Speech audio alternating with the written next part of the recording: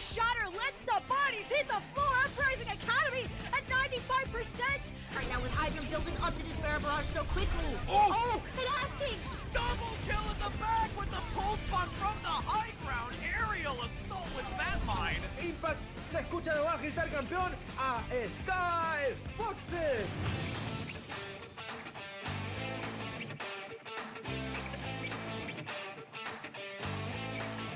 Holy cow.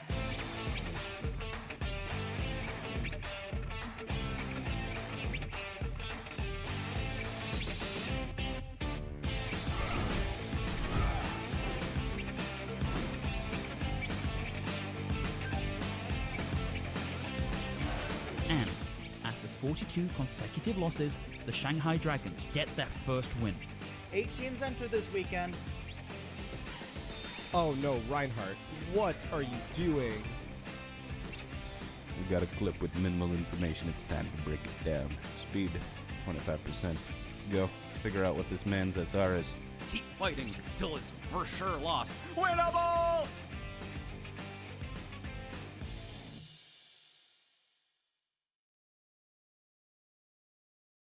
Good evening, esports fans, and welcome to the final day of NA Contenders Trials. We're coming at you live with one game this evening. Karasuno playing up against Revival for that last Contender Trial spot in the group. I'm Big Hungry Phil, and joining me on the cast today is Thibbledork. Thibble, how's it going, and what have we got to look forward to today?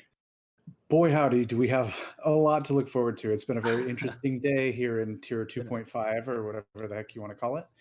We have some an eventful couple of hours, hasn't it? Yes, we are hitting that Tier 2 clown fiesta, and frankly, those are the most interesting parts of my day, my week, my month. I mean, I love days like this, even if it's just utter chaos. This game in particular has some very interesting math attached to it. There's still one spot up for grabs here in this group to make it up into contenders, and this match has a part to play in that. The math of which we will get to here in just a moment, I believe. Yeah, that's right. If you've got pen and paper ready to follow us through this mathematics, it's necessary because there is a route here for both of these teams individually to pick up that second place in Contenders Trials at the end of 5 days and secure their position in Contenders. For Karasuno, it's easy. They've got a comparatively light task here. For Revival, it's much more sort of mountain range kind of way in what needs to happen for them to make it through. Karasuno, they win one map here. Even if they lose the rest of the series, that's it. They're guaranteed contenders. For Revival, though, Phil, it's a little bit harder. Yes, sorry, I didn't hear my name for that transition. Goodness me. So Revival need to 3-0 here to get in. It's really just as simple as that. If they win, their map differential overtakes Karasuno's by 1, and they are in. Unless Malibu also 3-0, in which case their map differential will overtake Revival's by 1, in which case they are in. So it's not entirely in Revival's hands. They don't fully control their own destiny, but 3-0ing here would certainly do them quite a few favors. So they are looking to dominate. They have no choice, because if Karasuno get a single map, they have ruined the hopes of both Revival and Malibu. The additional wrinkle in this, of course, is that Malibu's game today is against Noble, and Noble, sadly, have just not been on top form. They've yet to get a win on the board. I believe they've only got 2 map wins over the course of the previous 4 days of Contenders. So Malibu getting the 3-0 here over Noble seems very, very likely, unless Noble have somehow managed a real step change in quality since their game yesterday. So Revival, even if they pull out the win of a lifetime here, it's still not guaranteed, and you've really got to feel for them. It can't be fun not being in control of your own destiny here.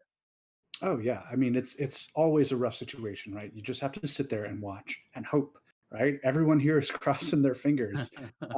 But Noble can play spoiler for Malibu and then open things up for Revival, and Karasuno can play spoiler for everybody. I mean, we could, within the next 10 or 15 minutes, have to throw all this math out of the window if Karasuno take map 1.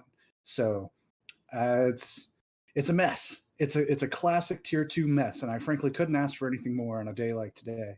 Yeah. One thing that we were supposed to mention at the top of the broadcast, those of you wondering why we're only talking about the number 2 place here, is because that number 1 spot is guaranteed in this group, but we have had 3 teams sadly disqualified from Contenders Trials at the final minute, and so there is that little bit more to play for, particularly over in the other group. But it looks like we are getting ready to go into our first map of today, and it's going to be Busan, and looking to start here on Mecha Base. And we've seen a lot of a very particular type of composition, the double shield Genji poke. Are we likely to see any wrinkles to that today? I mean, I would love to. We saw some coming out from Triumph the other day, swapping to a dive of sorts, a Winston Wrecking Ball sort of dive. Something like that could be interesting and effective. Maybe not here, where these choke points really favor the cover a shield can provide you, but maybe on a submap like Sanctuary, if they end up hitting there. or other maps like Route 66 or something like that. So far, though, I'm expecting the bog stand. Yeah, and in fact, we've got both teams coming in, rotating through the same pathing here. Asking and Aspire both got TNTs in there of varying strength, and Aspire already at 50%, and forcing the Immortality Field out from Drake incredibly early, who gets him out the Amplification Matrix in less than a minute before the point is even unlocked. It opens up a world of damage there onto Revival, and Karasuno looking for the early flip. I mean, in effective time, you were really looking at about 7 or 8 seconds to build that ultimate. I think just the sheer cleave damage from the dynamite actually fed that ultimate very well.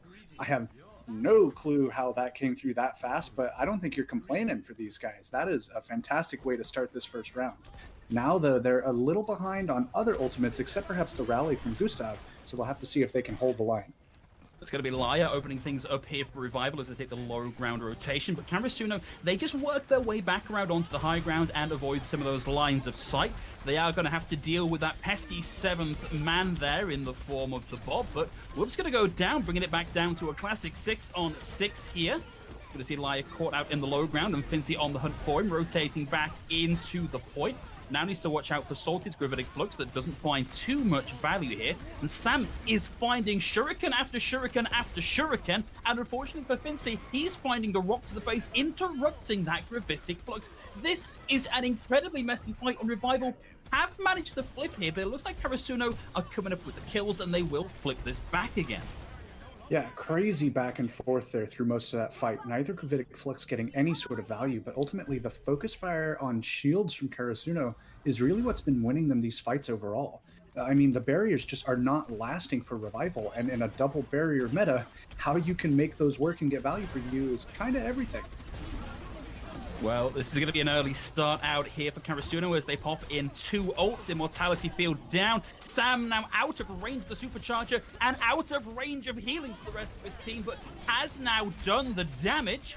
The Spire throws the Bob up into the choke between the Immortality Field and the shielding. It's going to be not much of a stay of execution there for Aspire, but now it's Wubbenmoopy with the chance to pop in the opposite combo here. Fincy goes down early. We're caught out a little bit far away from the rest of Karasuno and not able to find the picks here. Sting picks coming back through now for Revival, and this is turning Fibble into a real seesaw of a map. Oh yeah, I mean, it's back and forth every time, it feels like. A great disengage there from Revival to kind of hold off, and then a great re-engage as well to try and get value off the last end of Wub's Blade. And, I mean, he was almost more effective without it than with it. I mean, he's just been farming in the neutral, which is why this shield pressure is so back and forth and so intense. Both teams are really getting a good handle on this poke sort of meta and how to get the most out of that damage. Early and Matrix is going to be dodged by Karasuno as they drop to the low ground, and instead Salt is going to take a bit of flak.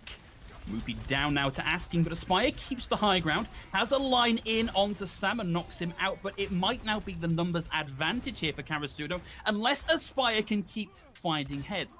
Asking's now going toe-to-toe with Aspire, but both of those guys are going to back off for now, and it's going to be Karasuno remaining in control. Interesting swap to the Wrecking Ball here. I don't really know what that was going for, maybe for a quick recontest, but they are approaching last fight territory here. Yeah, might have been a little bit too quick coming through on the Wrecking Ball there, and now Fincy, just about getting that spin cycle set up, will get rocked out of it, but has high ground to find a bit more value.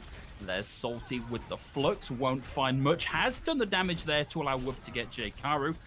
Sam now looking for another blade to round this one out, and Moopy's going to go off the side of his own accord on this one. It's going to be Whoop with the blade first, deals with the Immortality Field, but still looking. But Karasuno, they just wisely, they run from the blade, so there's no value from it. Aspire, less quick off the mark on that one. Sam brings out the blade and chops him down, and it's 159 on Mechabase.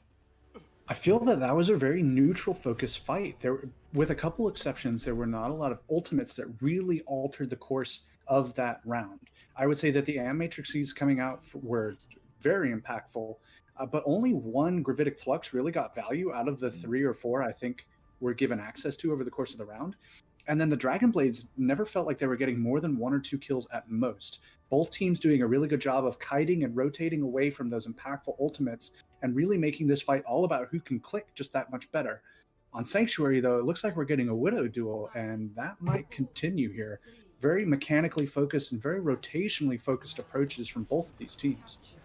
It's going to be a lot down here to who can get into position first, and Gustav with a swap over briefly onto the Lucio might have done just enough here for Asking to take that initial position, but it's going to be Aspire here that A, finds some damage, but B, receives a lot of damage themselves. Aspire down, and it's a 5v6 now in favor of Karasuno. There needs to be a nice, meaty punch back here from Revival to secure the 5v5 to keep themselves in this. They've played very passively here and allowed Karasuno to get the early cap. Yeah, Karasuno here playing some 4D chess, understanding that the Widow duel is going to be happening, so why not throw in a Wrecking Ball, a sheer agent of chaos and mayhem to really disrupt the snipers. That said, Finzi not doing a great job as Aspire goes down. And man, Aspire opens things right up here. They played it slow, but they gave Aspire a chance to come back in, and Aspire was the difference maker. It's going to be Revival actually coming through with that early cap. They interrupted Karasuno mid-cap. Right, Finzi really needs to be working overtime here, because if he's not on top of Aspire at all times, he's going to do work. He's one of the best hit scans, I would say, in Contenders Trials right now, and he's not afraid to flex that sort of muscle. Not at all. In fact, he's flexed so much muscle that he's got an incredibly beefy infra sight up already that's going to make Asking's job even harder against a Widowmaker of this caliber. Holt's going to drag Aspire back into the line of fight, but Asking can't get a lock on quickly enough. He gets caught out in mid, and Asking down. Aspire with the second here. Salty and the rest surge forward with a numbers advantage, looking to get that second pick, and we are getting close to the halfway mark here for Revival. If I'm Karasuno, I really just try and use whatever you got in this next fight and then swap it up if it's still not working.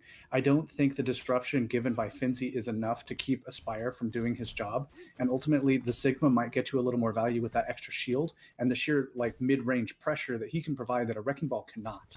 Aspire has just been too effective in his role, too able to get away from this peel coming out from Wub and Finzi. Oh no! It's a 1-for-1 trade, but one was an ultimate, one was a melee pickoff. Wub still in the back and hunting.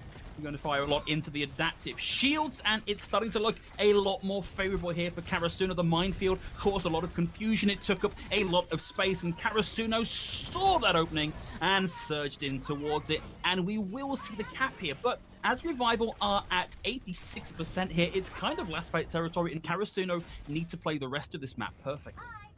Right, Karasuno cannot give anything up here. Finzi is really going to have to surprise them, I think, on an angle, but Aspen already knows what's up, and Salty is quick to follow her behind. This pick still isn't really seeing to me. It's getting some work done, and yes, they were able to cap, and they'll have some ultimates to help with this, but Aspire is still going to get so much work done against this composition. They have to be so careful with how they approach this, and Revival have plenty of time to decide their angle. Infosight from Asking is going to cause Revival just a moment's hesitation as they wait for that to come offline and avoid being picked out of the air, but defensive positioning here for Asking is incredibly favorable. We're going to be relying on Aspire here to take an off angle and try and out-snipe Asking. And alternatively, Salty, with a crime against the laws of physics, lifts a few people up into the air and is looking to get the follow-up pick onto J-Caro, but can't quite find the closeout. Damage will eventually go down as the amplification matrix is committed by Drake. They lose the point here, and it's definitely last fight territory. Karasuno need to get back in and cap if they want to avoid going to a third map on Busan. Yeah, I mean, crazy back and forth here, but ultimately the ultimates coming out from Karasuno are not getting the amount of value they really need to against the sheer neutral power provided by Revival's composition.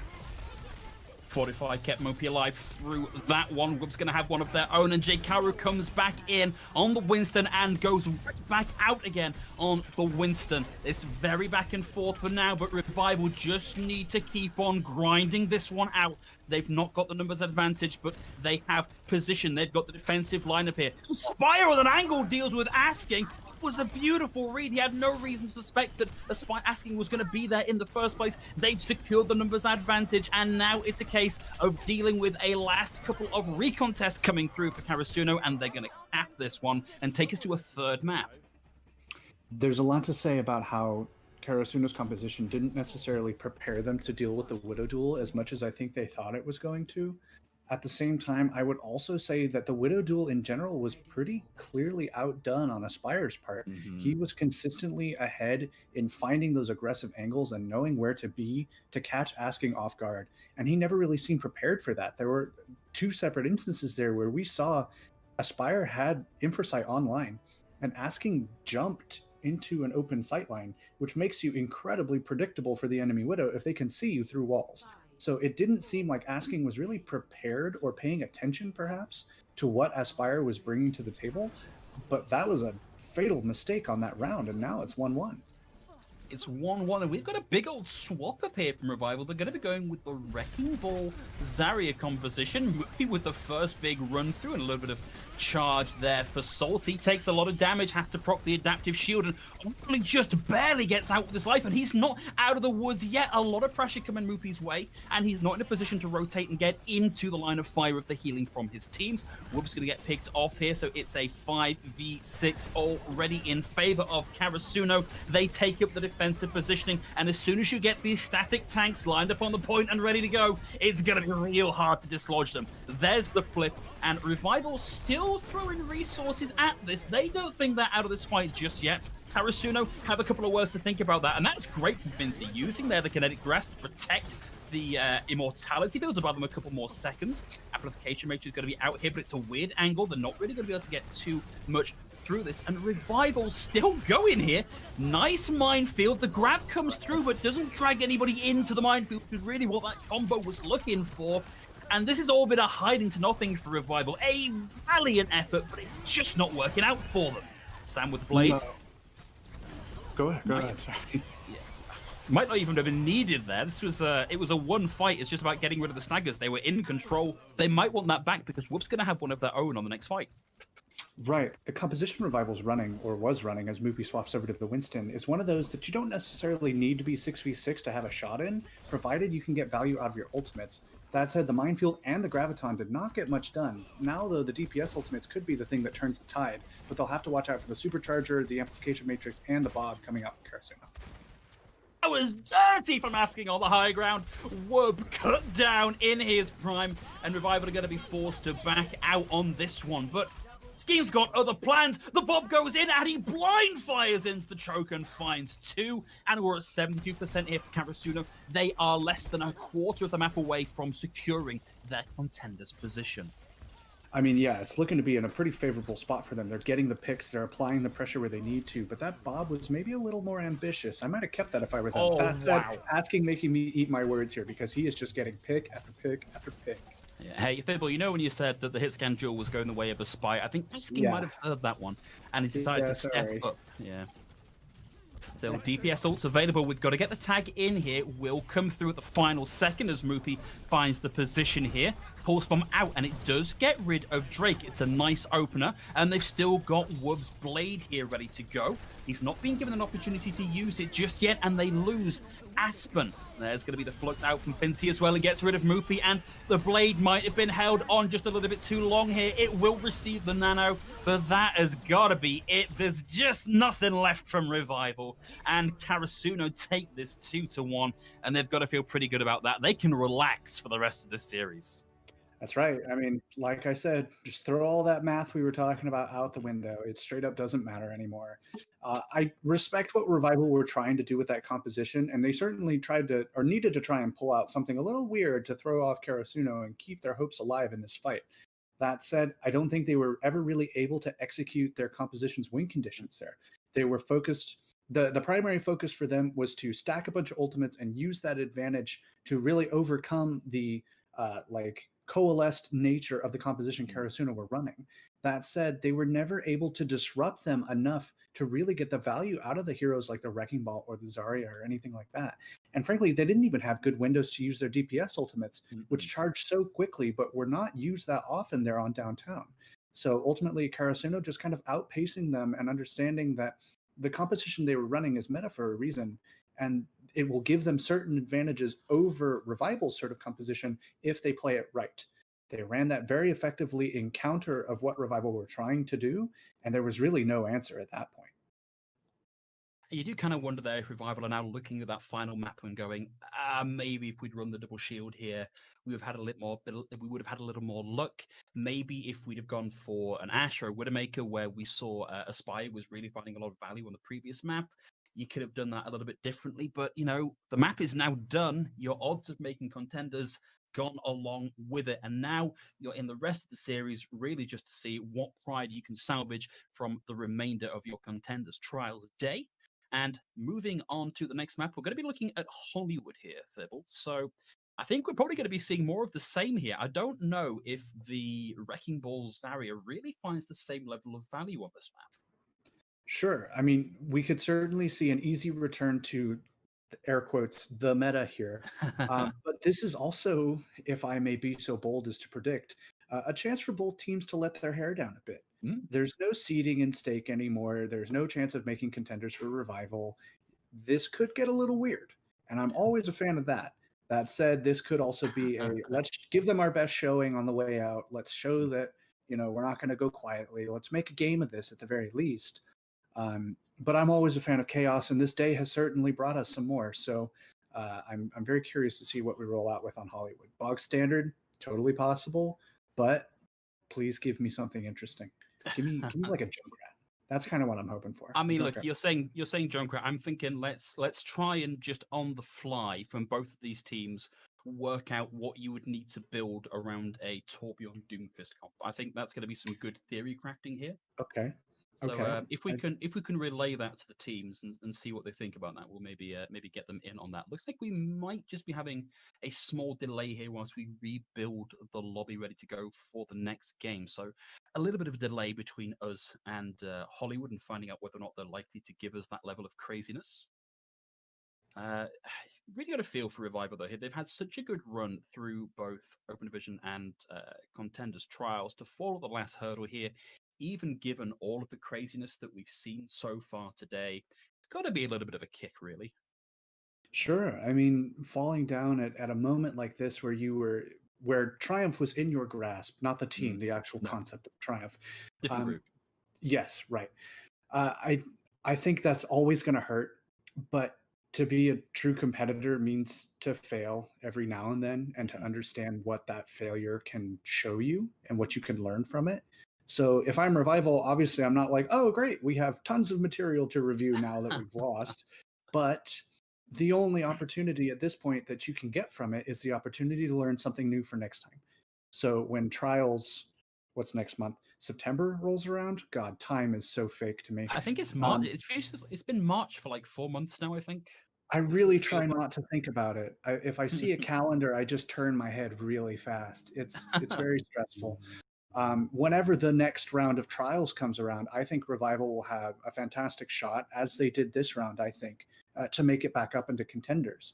They've always been a team that's been on that bubble sometimes, but has consistently, to me, looked like a Contenders caliber team that just needs a couple extra ironing outs to really roll their smooth brains into that next level of play. So, don't give up if you're Revival, obviously. I don't think this is like a blow up the roster and move on. This team is fantastic. They just need to polish things up a little bit, go back to the war room, talk it out with your coaches and everything, figure out what went wrong and how you can fix it for the next one. That said, the meta could also look very different next time around. Genji was this like insane god tier carry for a bit, and now he's certainly important, but not the absolute linchpin that he was. Shifts like that over time, if anything from the experimental card currently goes meta, we could be looking at a very different set of contenders in a month from now. So there are always opportunities here. So if I'm Revival, don't give up hope. Go out swinging, prep for next time, come back even stronger than ever. And if I'm Karasuno, hey man, toward Doomfist the rest of the way. Toward Doomfist, yeah. Let's see it. Let's roll with it. I think the other thing that's worth considering here is like let's just for a minute think about the relative history and pedigree of these two teams. Actually, the last time you and I got to work together was a Vita Ramen Revival game as well, and we touched upon the fact that Revival is the son, the descendant of that original Mayhem Academy roster that was released a year or so ago. Obviously, a lot of changes since then. Still the core identity, even though we've got a name change and a new sponsor. So, a team with a story behind it, a team with a history behind it. Whereas for Karasuno, this is a team that has been forged deep in the fires of Open Division. And yes, they've attracted some top talent here. Notably, they've got Fincy, ex-Overwatch League player here. But Karasuno as an org, a new entity, a new rising star in the world of Tier 2 and Tier 3 Overwatch. And it's interesting to me that we're getting to see like almost an old guard up against an up-and-coming star here. Right. There's tons of those dynamics coming out lately, and you really love to see it. I would say Karasuno is our next generation of second wind style teams. And Revival are certainly that old guard, like you said. So it makes for a fantastic storyline. It does, and that's a nice opening there from Moopy. Gustav's going to go down here, so Karasuno not in a position to aggress in just yet, but it's an equalizer from Asking, winning out the high ground versus lower ground duel when it should have been heavily against him on that one. And now there's not a lot more damage coming out from Revival onto Karasuno, so they can start to press the advantage here. See Sam up onto the high ground there on the Genji to try and challenge his position as Fincy climbing the stairs, working those thighs, getting up there, taking the fight to Revival. Finds a couple of shots in, has to play this a little bit cagily here. Doesn't want to get in range of the stun from the Brick Shield, but gets in range to do the damage to allow Sam to get in with the cleanup. And this is looking to be a speedy cap here for Karasuno on point A, Hollywood. Right. I mean, besides that first pick, clean as you like it coming out from Karasuno. And once they got that equalizer to start things out, the spawn advantage is hugely in favor. I'm not a fan of this amplification matrix coming out from Liar. Bit of a panic play. Perhaps he thought he could maybe clutch that out, or maybe he's going to switch. I frankly don't know. But the cart's rolling now, and I mean, that was as clean as you like from Karasuno. They made great use of the angles on stairs. The only real benefit is that both Drake and Liar use the amplification matrix, so you're not like you're behind. Wow. We're not like you're behind in that ult race, but you are now behind in terms of number of Genjis available for the team as Sam gets sniped out of the air by Aspire. There's a player and a slight ult advantage now for Revival, but it's going to require them to shift up out of Park and start to move their way forward. That's going to be how it starts off. It's a bob fight in the middle of point, everybody, ignoring the useful targets and just trying to take each other there with a bit of focus fire from J. Karu. Aspire's Bob is going to go down, whoop into the back line, and whoop very quickly out of the back line again. Sam with a bigger, better, sharper, faster blade here takes out Aspen, does some of the work to deal with the rest of the team, and Karasuno keep this cart a-rolling forward. I mean, all the superlative adjectives you could think of really apply to that fight for Karasuno. They got a little more value out of just about everything. The blade obviously was the flashiest there, but getting that initial pick was certainly nothing to sneeze at either. They're actually slightly maintained their advantage here with the Supercharger and both support ultimates. They'll have to see if they can use those to effectively counter out the Gravitic Flux, or if Revival are going to go for a bit of an eco push on their last defense here in Streets. Well, they need to start getting defensive if they want in on this. Looks like we actually got that flux interrupted there, so that's not going to connect onto anything. And Karasuno are just looking completely unflappable. Unflappable is not even in their dictionary. This payload not stopping even for a second here on Streets. No, Salty went for the flux, but I believe the only target that he reached was Jekaru, who had used Fortify. So that effectively cancels the ultimate early because he doesn't actually pick anybody up. And from there, it's easy pickings from Karasuno. And now they're just trading out up in this high ground. They're just fighting up there at the ball. Ash on Ash violence, Genji on Genji violence. When is it going to stop, Thibble? Karasuno still moving up with the payload there, and Fincy playing that classic Sigma off angle, looking for the rock to interrupt something, but won't find it, and is now being chased down by his opposite number. Back on board with Asking, who's going to get dragged back into the line of fire, but as a Bob to get that cart contested, gets the knock up there onto Live, but the Immortality Field's going to keep him alive. But the rest of Revival, they back away from the line of sight of the Immortality Field, and Asking is able to find Liar on the back of that here. And Karasuno, they still want to grind their way through this. The Bob's not going to stand up to that amplification matrix and the consistent fire from J. Karu, and they're keeping this moving forwards. I feel like Asking is always in the right place when Revival are trying to make a rotation and there's a brief window where he can find a shot in between those shields. It's been hugely valuable for Karasuno so far. Oh, a couple of big impactful ults on the board here. Fincy and Sam pop theirs. Get a cheeky 4K on the back of that. Liars caught alone by the mini health pack. Couldn't even find the brief sustenance and solace of the miniature health pack. And with 3 minutes 15 on the clock, we got 0.3 3 meters left to go, and that is it. No contest coming through. And for a map like Hollywood, that is quite the time bank, Fibble. That is very, very fast. Not much stopped them, I think, over the course of that entire map. So props to the whole team there. That is really a team effort getting them through. Plenty of picks coming out from Asking, but plenty of good work coming out from Sam, from Jikaru, from Finzi, and from the supports as well. I think that was just a really great example of a well-oiled machine moving through a map they clearly have quite a bit of experience on. Lots of off-angle pushes, lots of understanding of, okay, Revival's going to try and move from here to here. That means that their shields will be down, and if you are here, you'll be able to get a shot. And Asking taking great advantage of that, Sam taking great advantage of that, knowing when to flip on the aggression, get a pick or two, and really just make those openings happen for the rest of his team. Meanwhile, the cart just keeps going. Revival were never able to put forth a proper defense there because they were so pressured to have to move around and stay alive. They could never even think about starting an actual fight.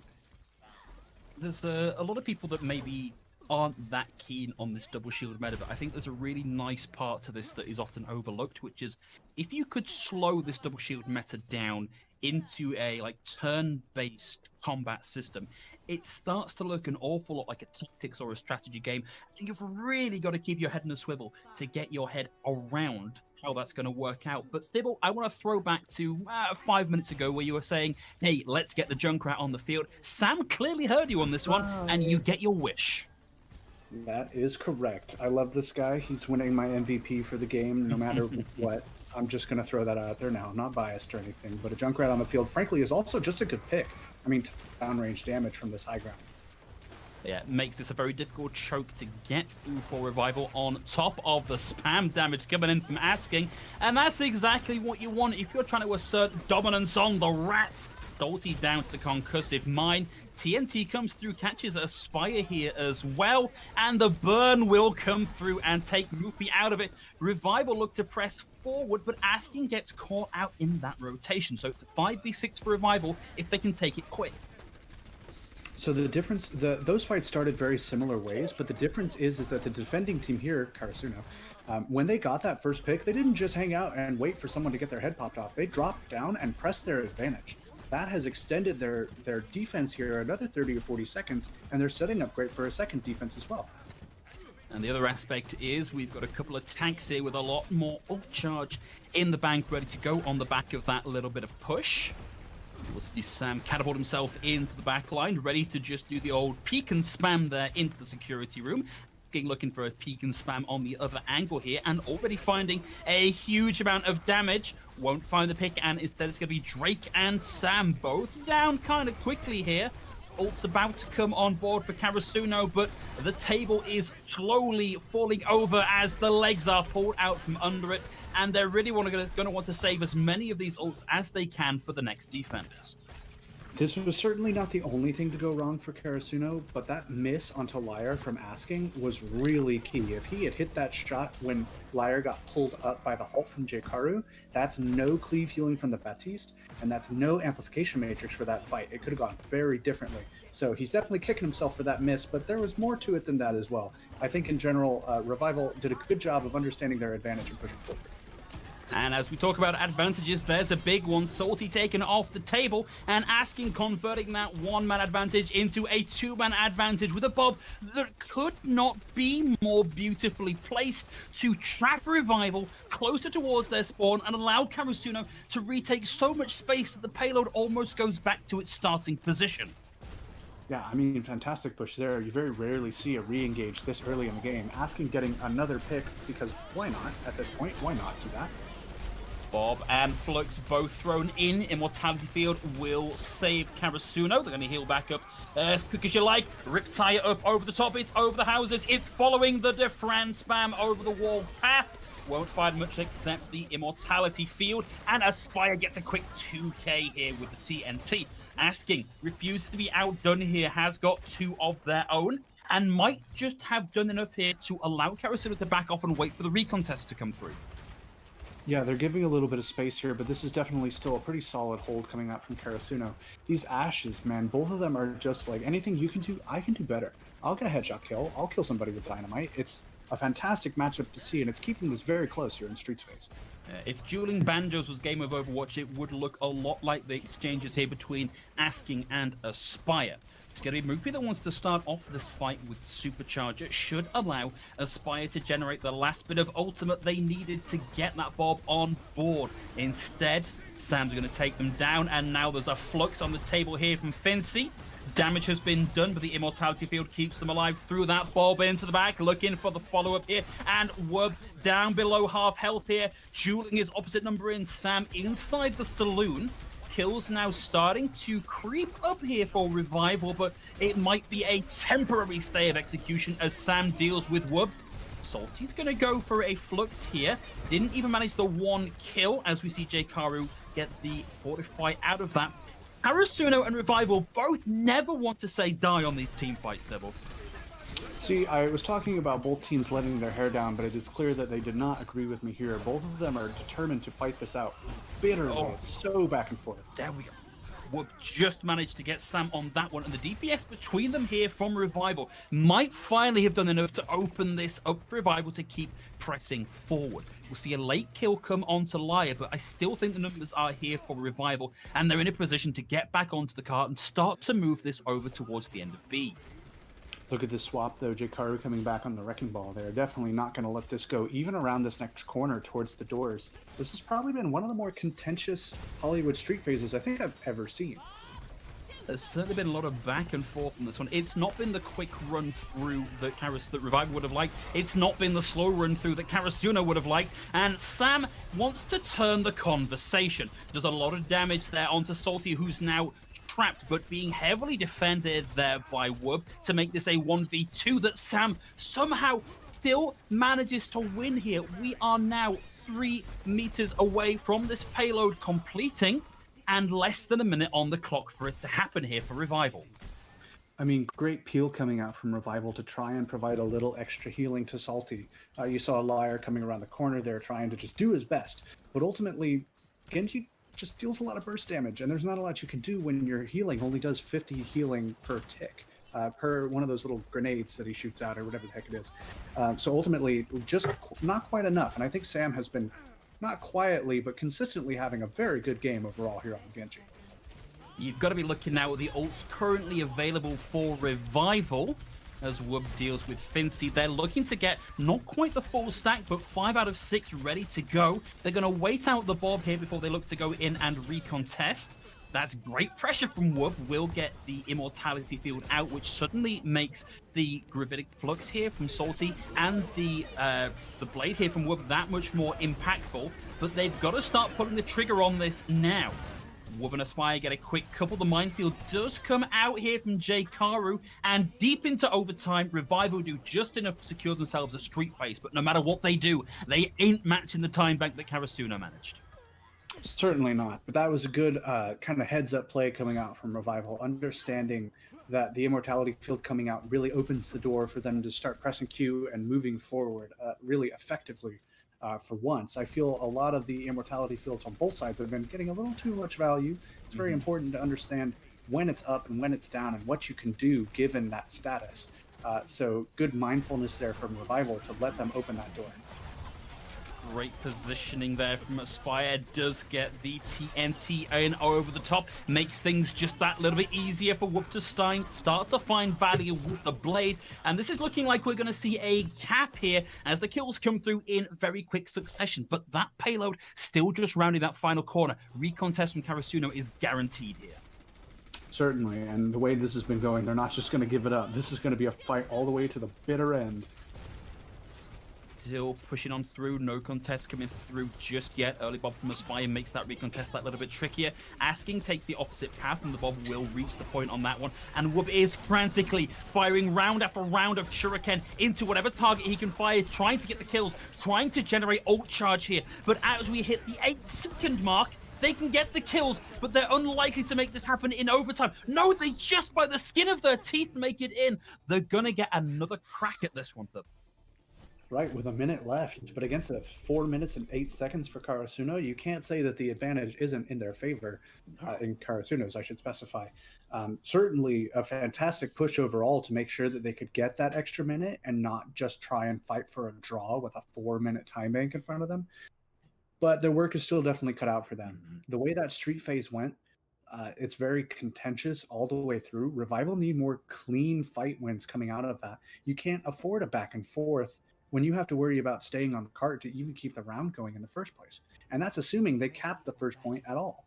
They really need to be as decisive as possible and not afraid to push forward when they have an advantage, just to try and scrape together whatever ground they can. Because as soon as Karasuno starts their push, they'll either need to have a lights out defense or extend the clock, kill the clock as much as possible to have a shot to tie this up before halftime.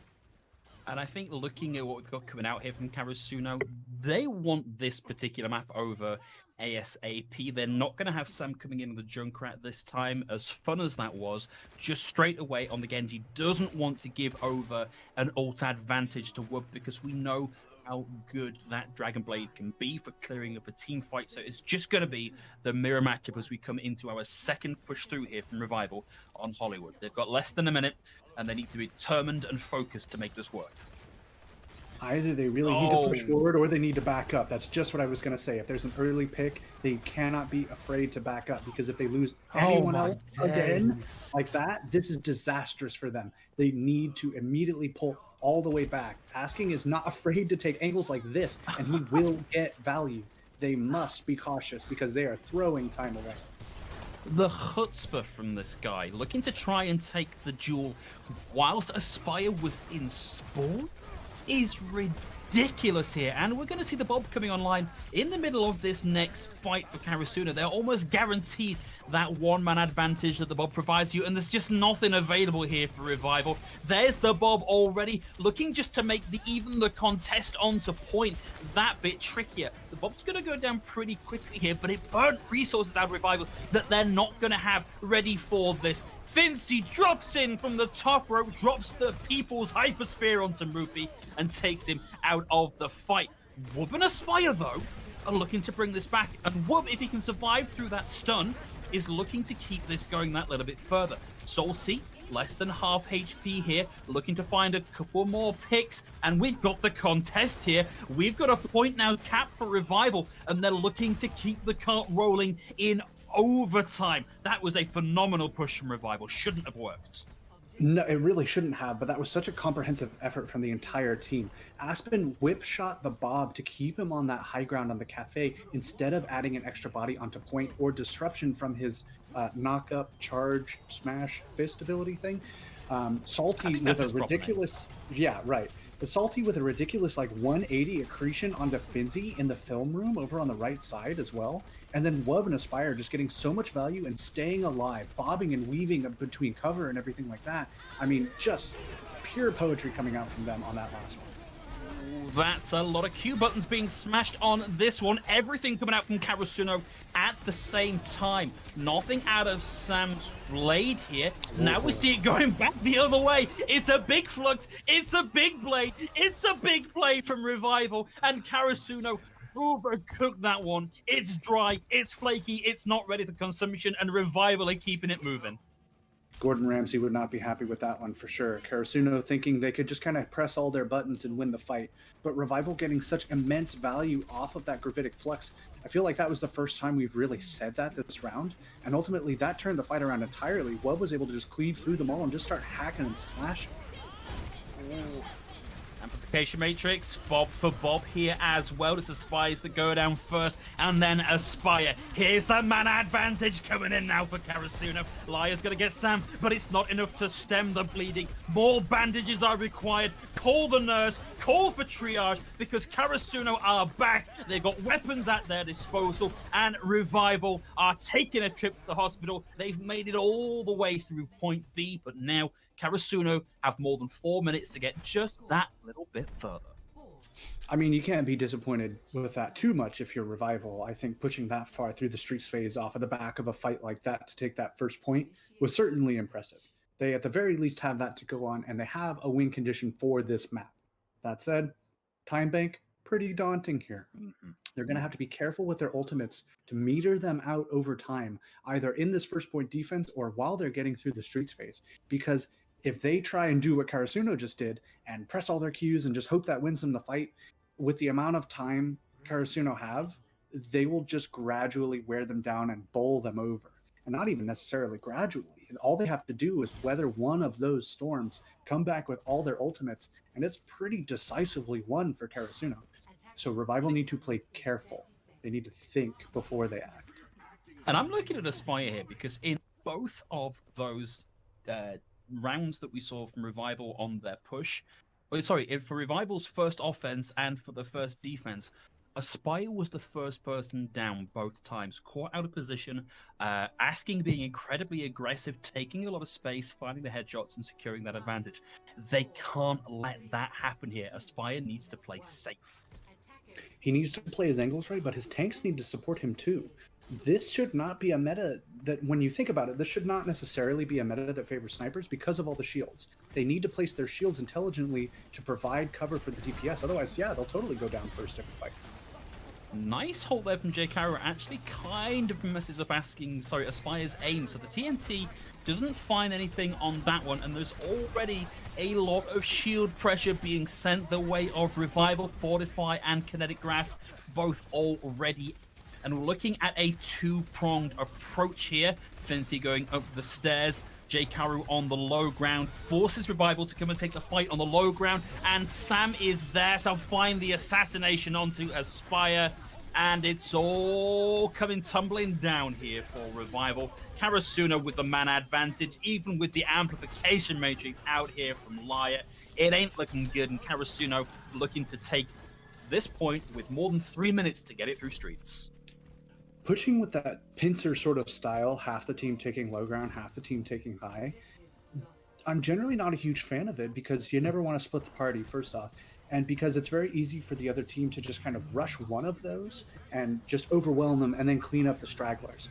That said, I think they knew which team Revival were going to prioritize, the high ground team, so they sent the Baptiste over there with the Immortality Field to provide them that little bit of extra sustain. And that was all it took for both of the pincers to reach the point and just overwhelm Revival. So really strong strategic work from Karasuno as they start their push. This time it's Aspire getting the upper hand here over Asking. Luckily for Karasuno, even though they're losing this fight, they've got the time to play with. And looking at the tick marks on the green side of the screen right now, they've got the ults to play with as well. Sure, that said, there's nothing to say that Revival couldn't build these next ones up pretty quickly. Start out with a Supercharger perhaps, maybe a Blade if you're feeling spicy, and then use the support ultimates to try and extend the fight. An early pick like that onto Sam really helps as well. That's another 15-20 seconds at least. This is starting to be a little bit like Karasuno are just getting a little bit ahead of themselves here. They're looking at this as a one map. It's not there yet, guys. You've now got less than 2 minutes to make this happen, and you're going to be walking into the Supercharger. They're just going to wait that one out, though. They don't want to give over ult charge. They don't want to make Revival even harder to walk into. But Revival is still going to have nearly 5 ults online for this next fight. Right, I mean nearly 6 when you think about it. The Ant Matrix comes out. There we go. Early pick. Fincy's able to find Liar here. Askin's going to hold on to the bob and see what he can get done. Feel that amplification matrix. Finzy with the second. Sam into the shield, but still getting a little bit of credit there for the kill. Aspire's going to be the last to fall here. There's one last good fight here available for Revival. Karasuno keeping it moving. You might say there's one last good fight here, but look at Karasuno's ult bank. They didn't use anything. They started with the Amatrix and they kept everything else. So yeah, Revival are coming online with 4 ultimates, both DPS and both supports, but they'll also have to deal with the Flux and the Supercharger coming out from Karasuno. Asking starts things off early with the bob. It pens Revival in on the far side of the county jail, and now they're just gonna press every go button they've got here. Supercharger, Blade, whoa, one swipe, 3 picks there for Sam, and Revival cut down like a field of wheat. It's harvest season, and Karasuno coming back with a big bushel of W's. That was absolutely the fight they needed. I think the fight before that was beautiful. Starting that and winning that fight with just one ultimate, the Ant Matrix coming out from Drake. I think that was as clean as you could have ever hoped, because then you walk into the next fight with 5 other ultimates. And even though that's only a 1 ult advantage overall, I think the ultimates that they had specifically, the Gravitic Flux, the Supercharger, the Blade, all combo together so well, and they were able to get such great value off of that. You see Sam killing 3 people at once with 1 strike. That's because he was enabled by his team to deal that much damage in 1 go. Revival were positioned for him perfectly. All he had to do was press the button, and then they're up 2-0 all of a sudden. That's right. We are only now 1 map away from a 3-0 scoreline here for Karasuno. They have, of course, already secured themselves that contender spot with the first win over on Busan. But, you know, they're looking for as many points as they can here. This is all good practice, and coming out of here with the highest scoreline you possibly can, it's bragging rights, if nothing else. It's like, yeah, we beat almost everybody in Contenders trials, so we're feeling pretty good about our time in Contenders. One potential last map here, Thibble, and we're going to be going to Junkertown, which suggests we might be seeing a little more of this Aspire asking Widow duel coming through. Right. I mean, that's certainly the talking point of the day here in this match is watching these 2 amazing hit scans do their work. I think Junkertown throughout has proven to be a map where Widow can really thrive if she's enabled by her team. So far, both of these teams have done a pretty good job of giving openings to their DPS. So I expect an utter bloodbath, of course. But I'm also curious to see how they start to try and counter that sort of pressure. Do you send your Genji after them? Do you swap to maybe a dive style composition like Triumph had on their attack here on Junkertown to try and put pressure on the snipers? How do your Widows use their sightlines effectively to stay alive and get the most value? It's a big game of rock, paper, scissors here on Junkertown with these snipers, but it makes for some really entertaining Overwatch. It does, and I feel like when we see Widowmaker play on these maps, it tends to involve giving up about 50% of this first point just to allow Widowmaker to take that really furthest possible sightline right at the back of point A, almost by the point B spawn. And so we tend to see like a big concentrated fight in that archway between the 2 buildings. And that's where we really start to see the difference between the 2 teams and who can cycle between abilities and keep themselves alive the longer to keep themselves in that fight. Right. I would say, though, that it becomes kind of a psychological warfare situation where are you going to let that team push to that point where those fights traditionally happen and have your Widow take up that long sightline? Or are you going to surprise them and push all the way up to spawn, maybe lose that fight after a minute or so, but get a chance at a second one as well? There's a lot of opportunity for mind games on that first point, especially where you can kind of break up the expected tempo of fights and maybe pull out some interesting holds. We saw some of that on Hollywood, like re-engagements right after the point was captured and stuff like that. So there's definitely room for it here, and it really could throw a wrinkle in for either team if they're not prepared for it.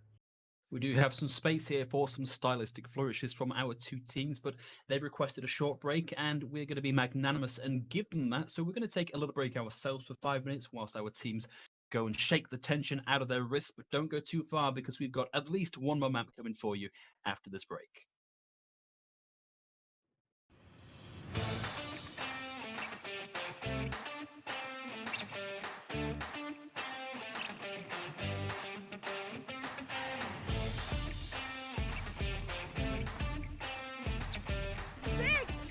Academy, they lay down the shatter, let the bodies hit the floor. Uprising Academy at 95%. Right now with Hydra building up to this Bear Barrage so quickly. Oh! And asking! Double kill in the back with the pulse bomb from the high ground. Aerial assault with that mine. Impact se escucha de abajo gritar campeón a Sky Foxes.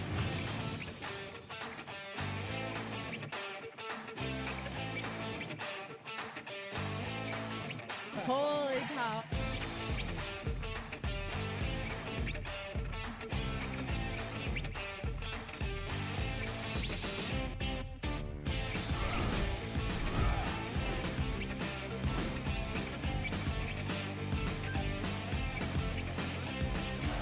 And after 42 consecutive losses, the Shanghai Dragons get their first win.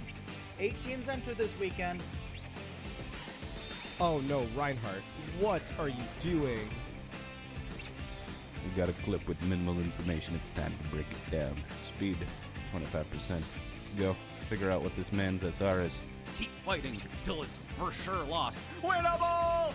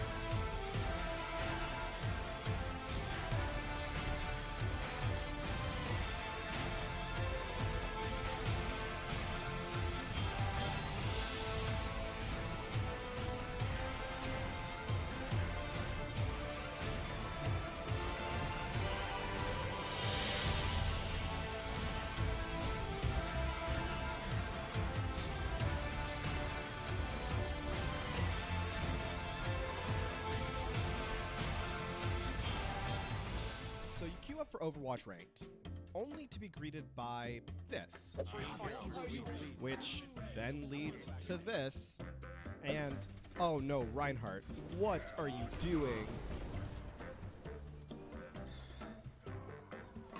The solution? Elo Hell pickup games. Hey, you know what? Just Oh my god, it's huge! Oh, kill! Let's go. Open to players of all ranks and most platforms, Pugs give you the chance to experience competitive Overwatch as it was meant to be played, competitively. I need help. I'm with you. Shoot. No way, dude. Go. Let's go. Nice. Good call. Players set their icons to indicate the role they want to play, then two captains pick their teammates and draft the most competitive teams they can. You can also take part in our pioneering learning event, Coached Pugs. To take part, join the Elo Hell Pickup Games Discord, and be sure to read the Pug Guide and FAQ. Good luck, have fun, and we'll see you in-game.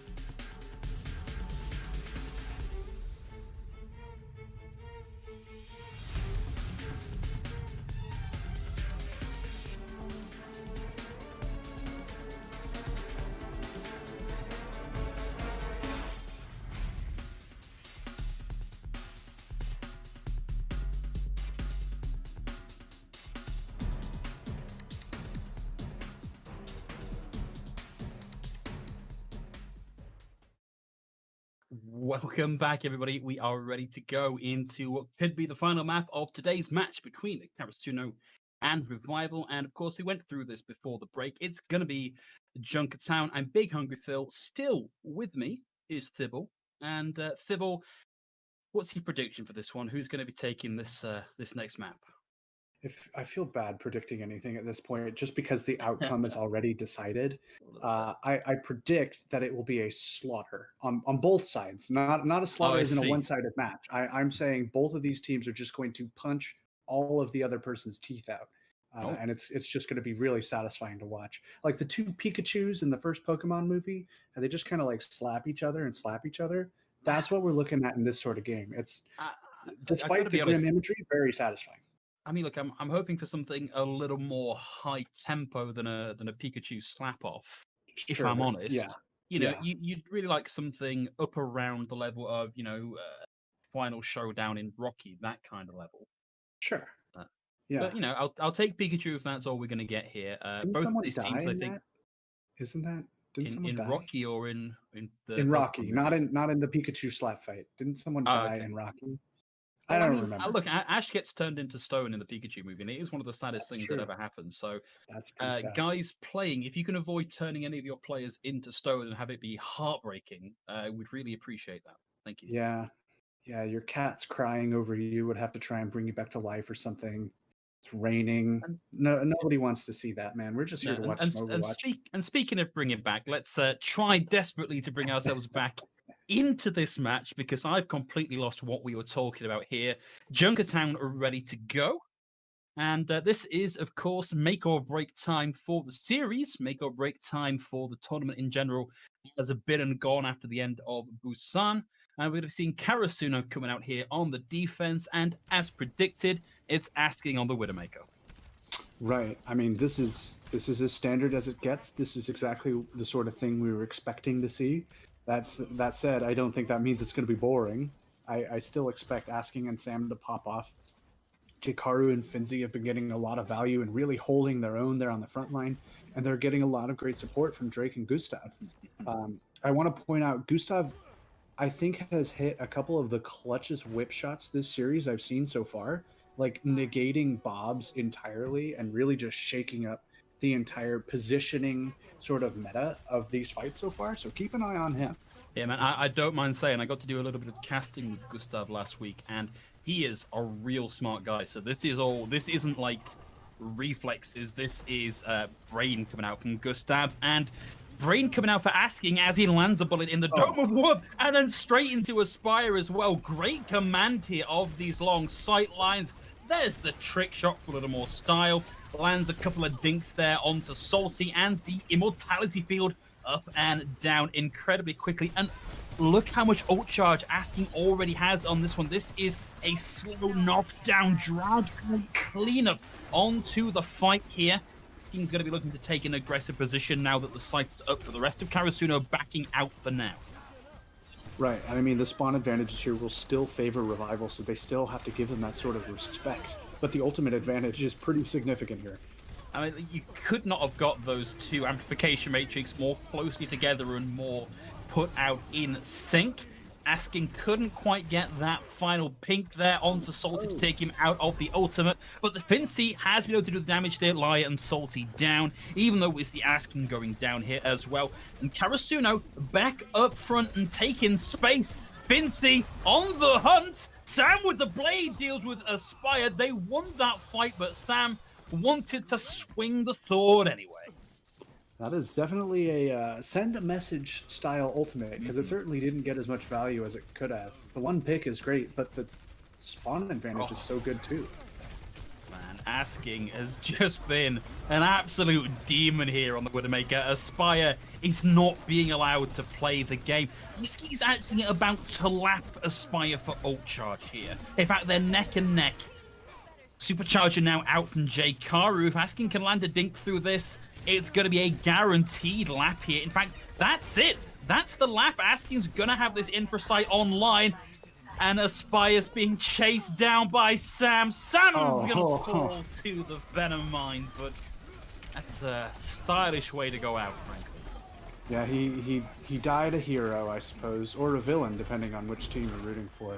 I think he knew there was no hope for him at that point, and you might as well just put the thumbs up as the lava consumes you.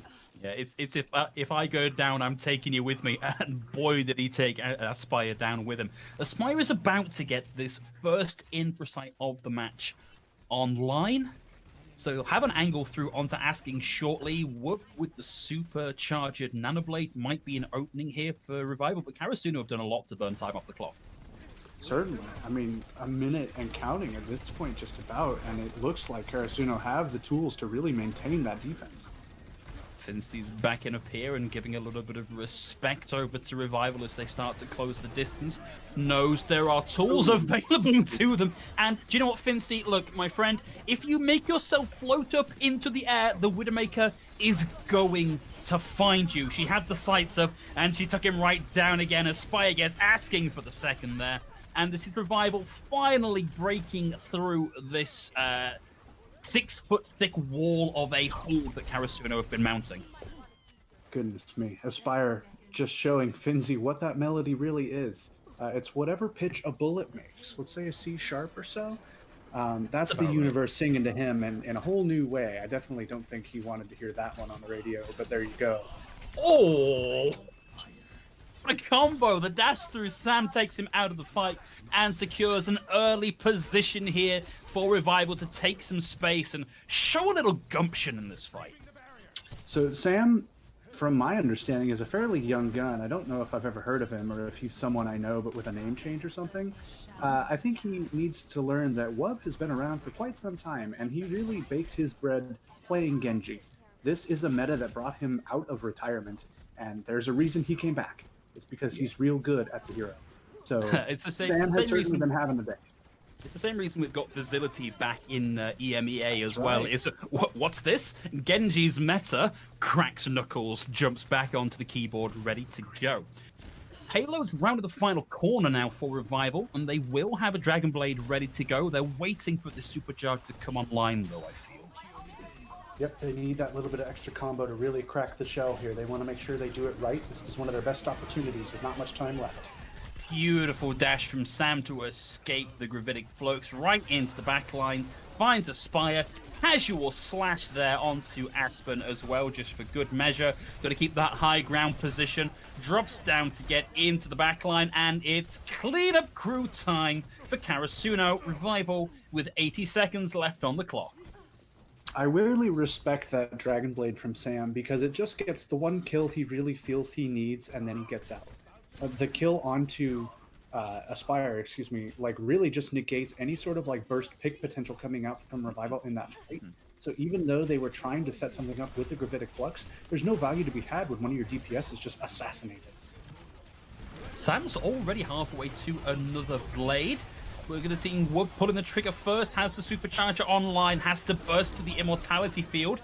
We'll get a pick there as Gustav goes down here. Man advantage still for Revival, but Asking is uncontested, hidden away in the low ground, all the space in the world to hide the head hitbox and get the picks. 30 seconds and a little bit more on the clock here for Revival to make something happen. Not a lot to work with. So I like what Wub was trying to do, which is I'm going to push to the cart. You're going to have to come and get me. The only problem is that they had the answer to that. They came and got him. So he was called on his bluff there, and I definitely think he would have liked to have that hand back. You forget sometimes the number of types of games that Overwatch can be. Poker being just one of them. A tactical RPG, another. FPS coming into it occasionally as well. And the FPS looking pretty good now for Karasuno as Sam goes up into the high ground, and it's once again straight onto Aspire. Aspire, who's got to be feeling so victimized by Sam as he gets the triple kill to round that out. You're going to see a breakdancing Orisa there from J. Karu celebrating a hold on Streets. And now, Revival get a crack at the defense, and if they want this map and the series to go that little bit further, that's where they've got to hold until. That little box right there on B. J. saying, hey guys, look what happens when I press this button on my mouse. And just, I mean, God, I think the first time I ever saw that was when XQC was back in the Overwatch League in those dark days. And you literally couldn't, I have some friends that are observers in the Overwatch League, name drop, haha. And they basically said that they could not observe him because he does that too often and it will hurt people's heads. They also will not observe Geguri for that reason because her sensitivity is so high, which is a shame because she's really good at the video game. That said, this game, boy howdy, if I'm Aspire, I don't know how I'm staying on the Widowmaker after that because it's so clear that the strategy coming out from Karasuno is just murk the Widowmaker at every possible opportunity. That said, you kind of need one if the other team's going to run one, so they're in this difficult catch-22 sort of situation where they need to be able to counter with that pressure. That said, Asking, don't make me hope like this. Don't lead me on. I need this. I need this. You need this, but okay, now there we go. Get you baited. You need the double shield for that to really work. Yeah, but I mean, we are seeing this Triumph style. I don't know if they were the originators, but I like them, so I'm going to call it that. This Triumph style Winston ball dive coming out. And I think this is a great wrinkle to throw to really disrupt the plans. It's been a bit since anything like that came out. And Karasuno have the element of surprise here coming out on this attack. I'm going to be looking here for asking to try and out-position Aspire. Like, he really wants to take that threat off the board so the rest of the team can get in and start to find some angles. Asking has got an angle here onto a tank, but there's a lot of shield in his way, so he can't find anything. But Sam's on the hunt in the background. He's crouching his way forward. Aspire is once more the mercy of Sam, and he's got shurikens to spare. And Sam's now going to dip into the back line here. And I think he's just going to look to stop this recontest, this reposition coming back through from Aspire. He's just going to spend the rest of this game spawn camping. I mean, why not, right? At this point, I imagine Karasuno are feeling very confident. Their win condition is clearly in sight. This fight is certainly winnable. It's simple enough for them to just bully this poor Widowmaker. No bully. They don't get anything. This is still so effective. Yeah, it's a huge pick potential threat and a large part of your damage off the table. And I'm starting to get the impression here of Karasuno playing with their food a little bit here. But this is food, much like a pineapple, that can eat you back. Whoop with the double there. Almost gets Asking as well, and Asking's going to retreat, but can't get far enough out of the way to survive through that. So Karasuno having some fun, but at the minute, not looking like they're lining up for a win just yet. No, I think they can take the time on this. The Primal was a bit weird, but hey, what are you going to do? They've got the time anyways to build up another.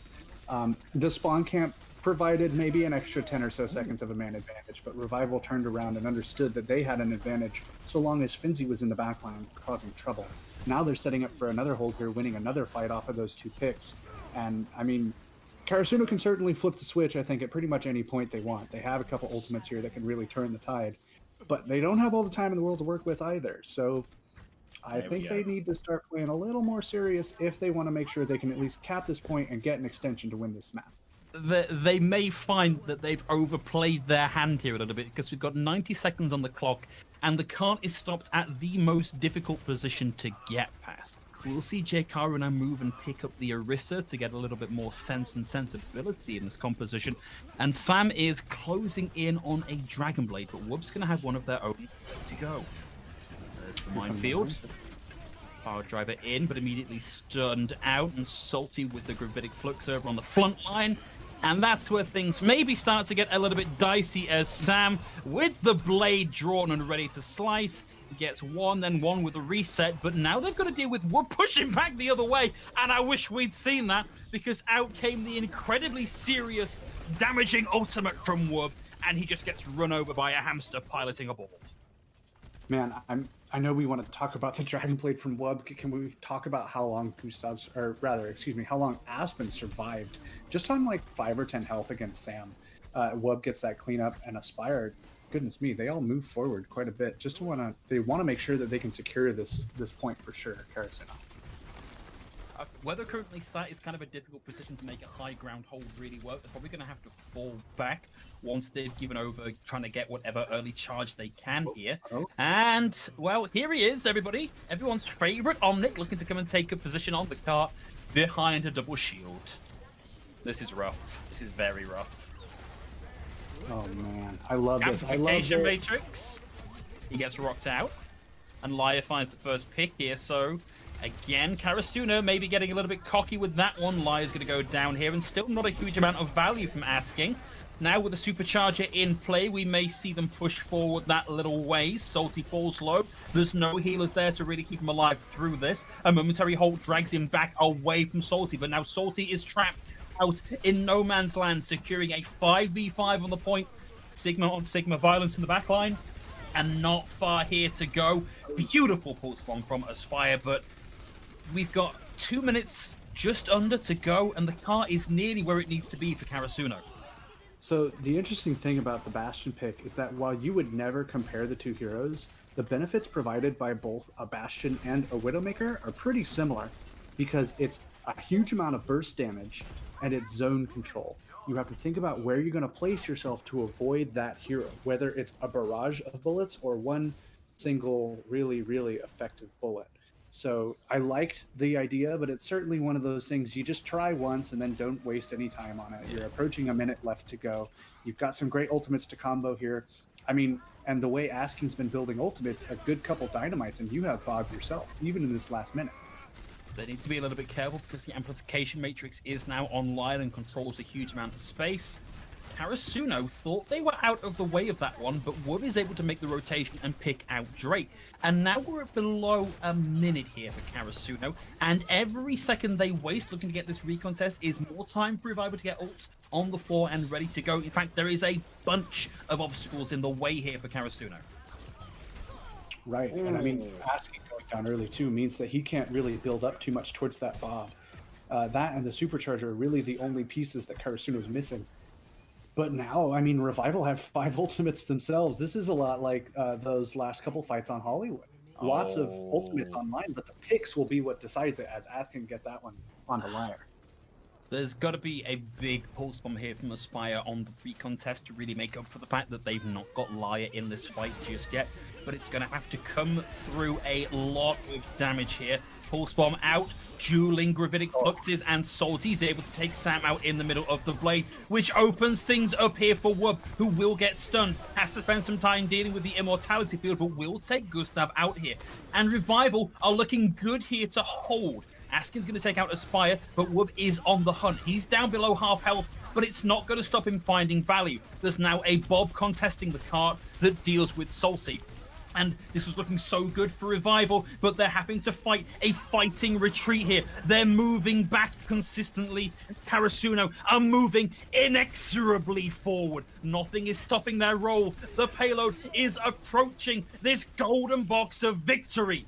Amplification matrix and immortality field thrown out now from Revival. It's a Hail Mary, but it might have been enough for the Rosary out to secure the win here as the pick comes through onto Drake. Jikaru down. Salty gets the run over, takes Askin and Gustav out of the fight, and that is it. Revival taking a map in the series and keeping it alive, Devil. I don't think Karasuno minds too much. Their contender spot is secure and so on and so forth. But if I'm them, I'm at least slightly kicking myself for that first attack phase, I should say. I definitely think they were playing with their food a bit, thinking that they could really just overcome by pressing all their Qs and pressing W at the same time. But Revival are not just going to bowl over. They understand perfectly well that this has been a contentious series, even if the scoreline favors Karasuno right now. And there's nothing to say that they couldn't keep turning up like that and bring this to a map 4 and a map 5 even.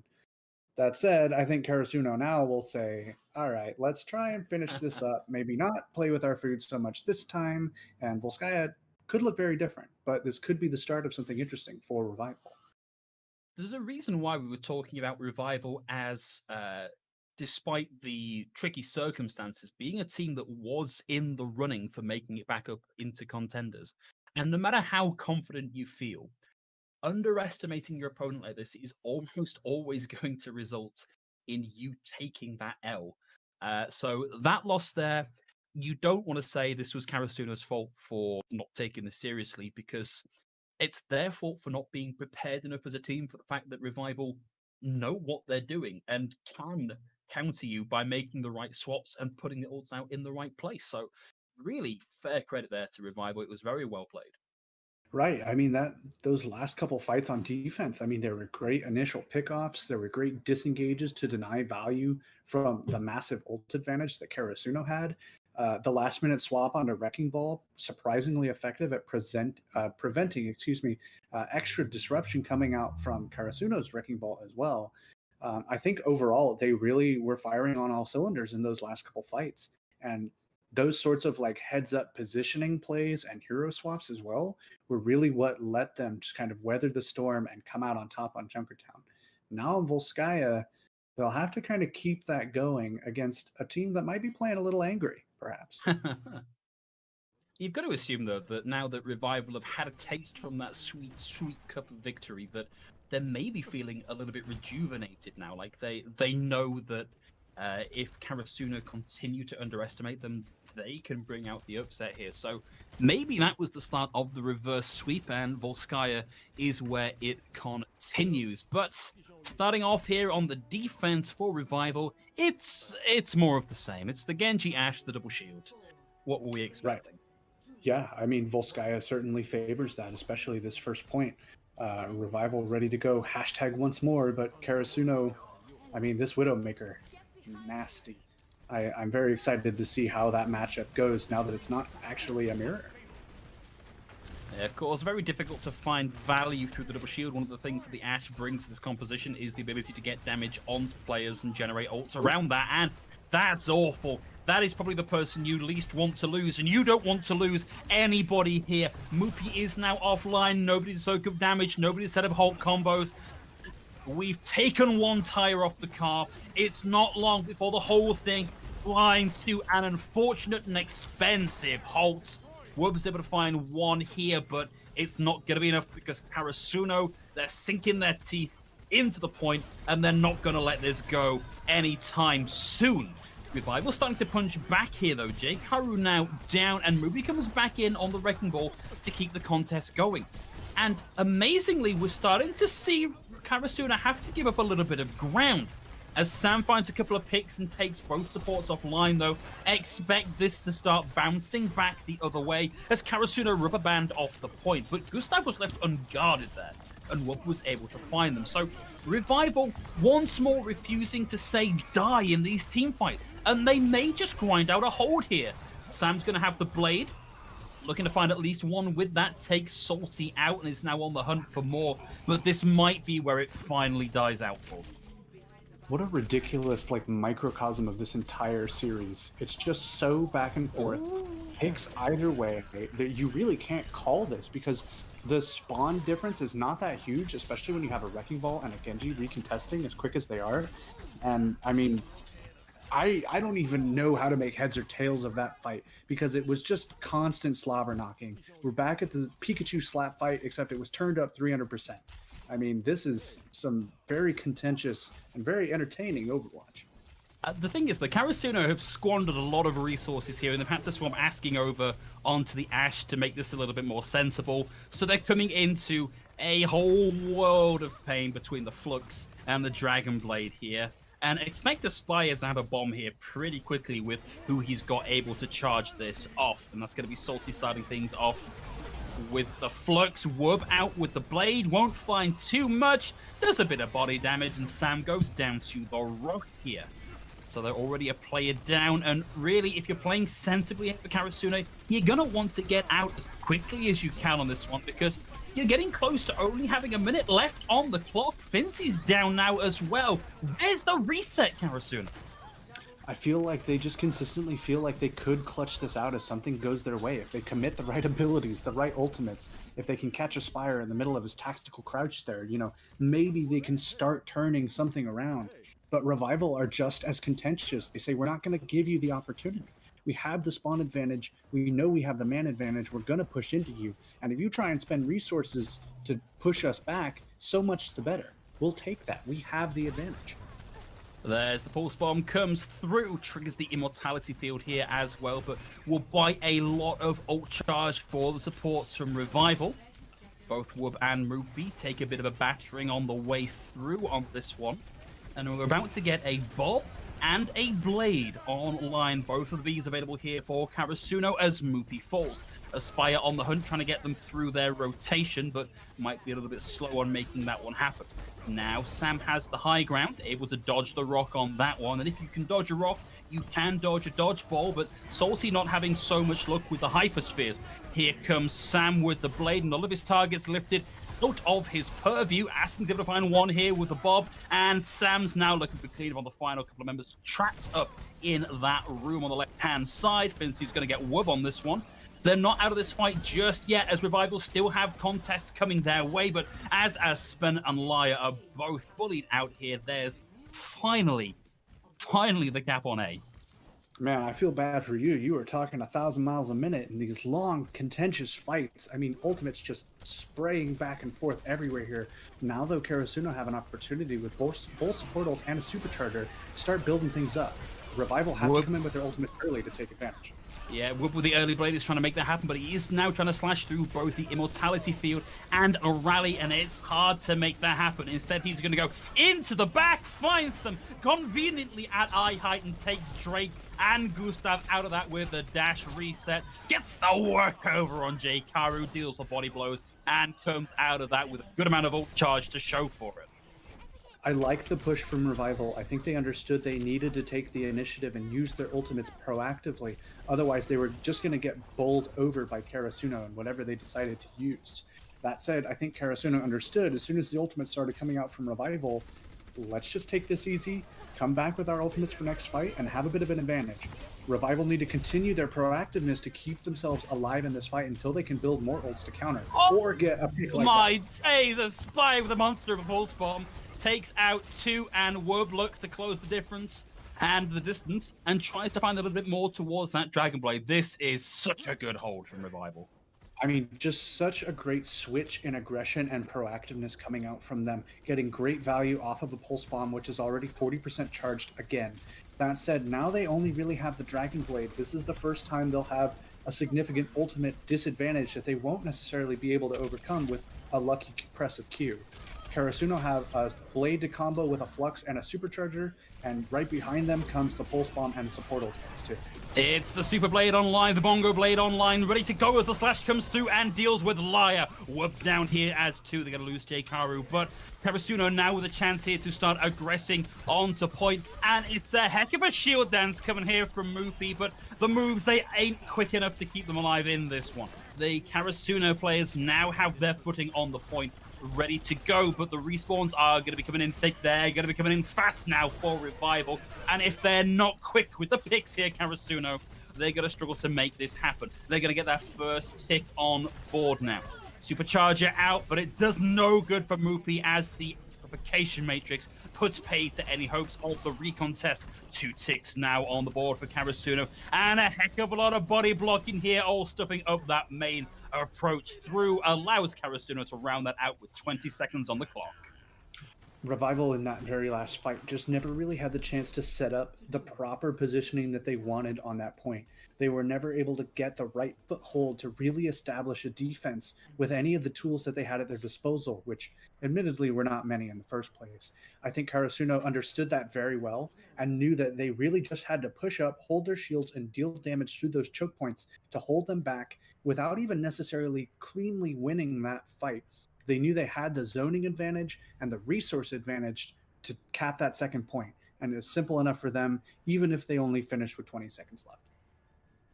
I think a large part of why we see them only come through with 20 seconds left is their stubborn, questionable refusal to give up that long 1 minute 20-second long fight on point A that should have been 2 clean fights, maybe, that they lose, but come away with ults. And there's a lot to be said for perseverance, but it can be taken too far. Sure. I mean, it's one of those things where you have to trust your in-game leader, right? Whoever's making the call, we can do this, keep going, use this. Maybe we can clutch it out if we use these cooldowns or these ultimates. You can't say no in the middle of the fight. You just have to go for it. So if your leader's making those calls and you're just trying your best, I mean, sometimes that works and makes for some very interesting and very clutch, like man-down fight wins. But oftentimes it can lead to these extended losses that really burn the clock. So it's something they'll have to go over with their in-game leadership and comm structure. But ultimately, there's not much they can do now. They have the time bank they have. They need to just hold this cohesive defense and try and finish this series. We're going to be seeing Asking doing their bit to try and keep this going, but playing the Widowmaker here, looking for that instant pick potential. Goes for the trick shot, has the line on, Aspire, the head-seeking missile out from Asking, deals with his opposite number, and it's 5v6ville as we see the fight rotate to take the mega health pack room here. So far, it's just deployables down, and Revival pushing through strong, lifting the rock and swiping Karasuno out from under it. That was an incredible fight. Revival also very confident in their push there, not even bothering to secure that first tick early when they were very near to securing it in the middle of that fight. They instead wanted to make sure they went in as an entire unit and cleaned up. And yeah, there was one last minute pick from Asking coming out, but ultimately certainly not enough to stop them. Now 5 minutes and 45 seconds to cap the second point and maybe start building up again towards what could become the beginnings of a reverse sweep or even just a map win, something to keep Revival going. I mean, look, if they keep on this form, they're looking to, at the very least, take us to a 5 here. They haven't maybe got the All-Stay Light to get this capped with, and the Sam with the possibility of a shutdown here with the Blade to start the defense off strong. Won't even need that. Liar's gonna go down. That's one ult and a heck of a lot of healing off the table now for Revival. And there's the big tactical suicide pact of a reset from Revival. Everyone saw a nice bowl of Kool-Aid and decided to take a sip, I suppose. It happens to the best of them, but certainly the smartest play overall. They needed to just get out of there. There's no sense trying to set up for one of those long, stubborn fights because the spawn advantage on the defense is so comprehensive. There's no getting around it. So it might look a bit gruesome, but certainly the smart play overall from Revival. It was actually Flavorade, by the way, rather than Kool-Aid. But excuse me. I understand where you're coming from. That is the common saying on that one. We're seeing Revival here take the lazy route through, and Liar just turns himself into a one-man clay pigeon shooting rate, and Askin takes him out first in the fight again. Askin takes a bit of a dink, but the rest of Karasuno are more than able to make up for that one-man disadvantage, and this is really rough for Salty. He was getting staggered out there. I don't really know what Revival were going for, trying to take the revolving sushi bar platform over to the point. I mean, yeah, it's certainly not an expected angle, but you give the enemy team so much time to prepare and so many angles to get a shot on you. And we've seen all series long that if you give Asking an angle, he will take it. It is a very dangerous play that they're trying again. I'm not necessarily a huge fan of this. I need to see more coming out from this, a more decisive engagement coming out from Revival. Because if they just stand here waiting to be served up like a plate of sashimi, they're going to eat. You ever played one of those shooting games at a fair where it's just a line of ducks going back and forth the entire time? That's exactly what Revival have made themselves here. They've given it up, and they've given up the Bob here. So they've given up Salty here as well early. They just got so easily read by Karasuno in that one, and they've already lost more than 2 minutes on the offense here. They had a 5-minute plus time bank at the start of this, and they are just whizzing it away. Right, and I mean, they either got knocked down or decided to jump down from the platforms right before they crossed this main wall that Karasuno are at right now. And then they set up at the main choke point and just decided to start committing things, but I don't think there was really any thought behind it. They threw down the amplification matrix, but didn't really have the positioning to get value out of it, and were so consistently zoned out and so split that they were never really able to make anything happen. Now they're trying it again, and I am just really not a fan of this. I need to see them decisively engage. I keep saying that, but it must be decisive. Okay, well, at least nobody got picked off making the rotation this time, and they are now getting ready to drop to the low ground, but they've spent so much time doing this that they are going to be walking into a Blade and a Gravitic Flux, and we're going to see both come online at once. Whoops, down already. Sam momentarily coach gunned back, so only one pick of the Blade, but the fight's done. There are still people in it, there are still buttons being pressed, but Revival are not winning this one anytime soon. And they look to be going for, I mean, they're probably trying to think of ways to get out of this or wait for their sixth man to come back online. But this is another fight that will burn a lot of time. That said, the pick on Gustav could open things up. Yeah, that's a nice pick, particularly because Gustav was most of the way towards having the rally. And as Spire finds the second that this amplification matrix from Liar has really opened things up here. Liar themselves getting a couple of pokes on that one as well.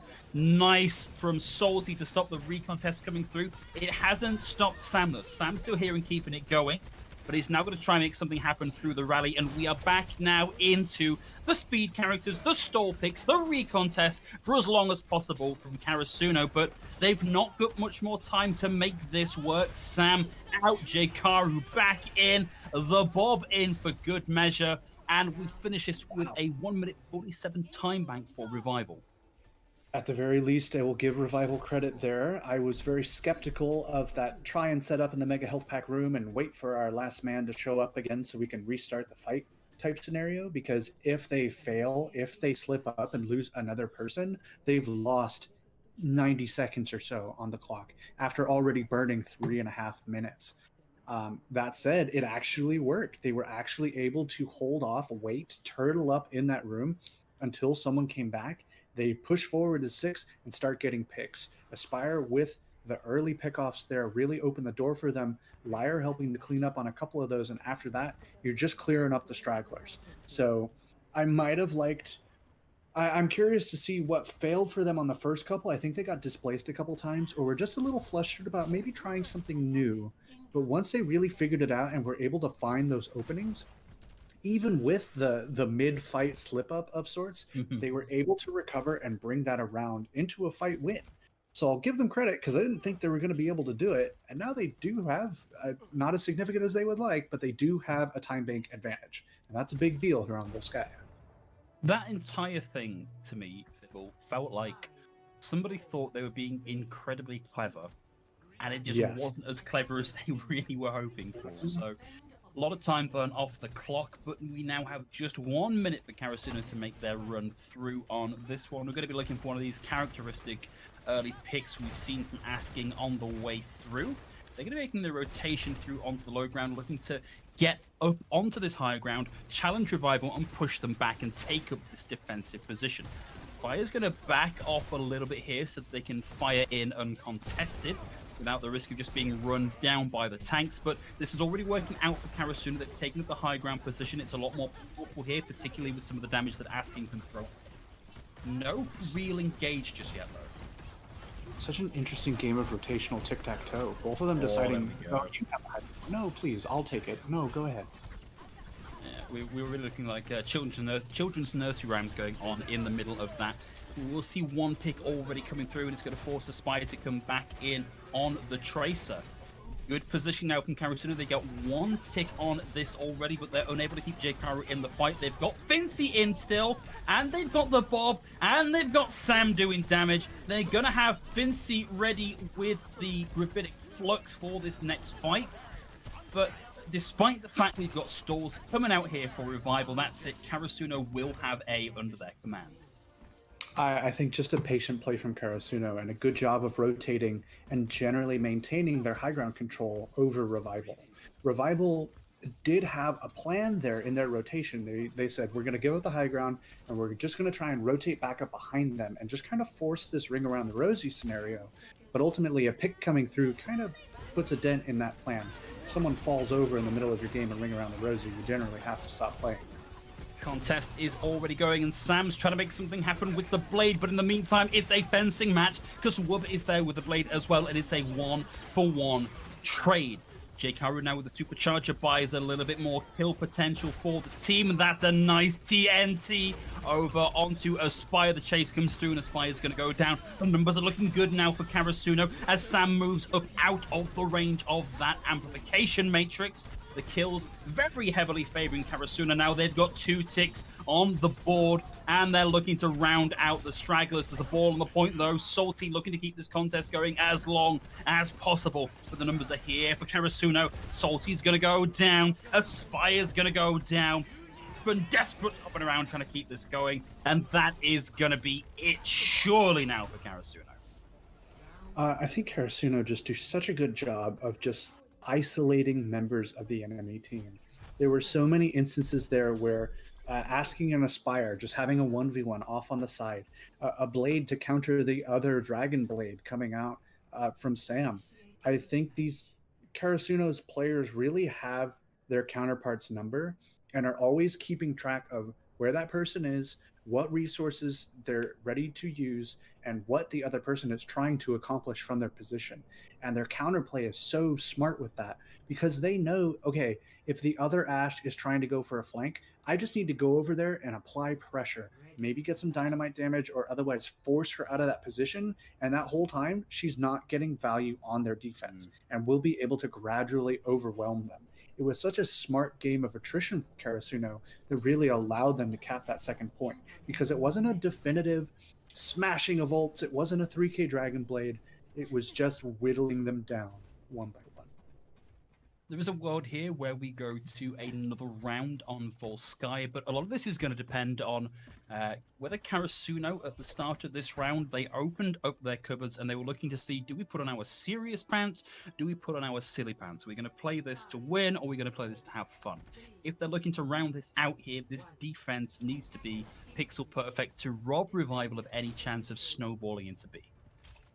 Right. I think they really need to, just like they did on their offense, they need to be very careful with their rotations and mindful of what that grants the enemy team and what it gets them. I think holding this high ground is very smart. It applies so much pressure as Revival try and rotate to the point.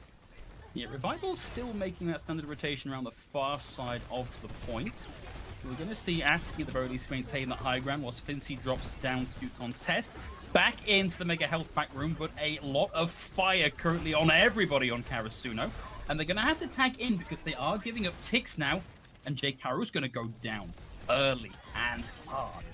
Now, with Wubaway in the back, looking to try and work down the tanks. This is actually looking really good for Revival to not only cap A, but to cap A with a bit more time in the bank. Woodward, the cleanup here, is going to be coming up on a Dragon Blade ready for this next offense, and they've got 1 minute 20 seconds to make this work. They could finish this with a time bank, or we could go to 0 seconds for both of these teams. Right. I think at this point, even if they cap, both teams will receive another minute. If or die, and this pick is certainly opening things up for Revival.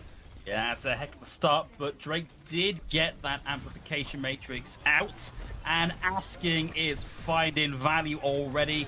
There's the double. Now, if you're Karasuno, you're happy for this fight to go slow. You want to give Revival as little chance as possible to recontest, and there are certainly tools available for Karasuno to make that happen.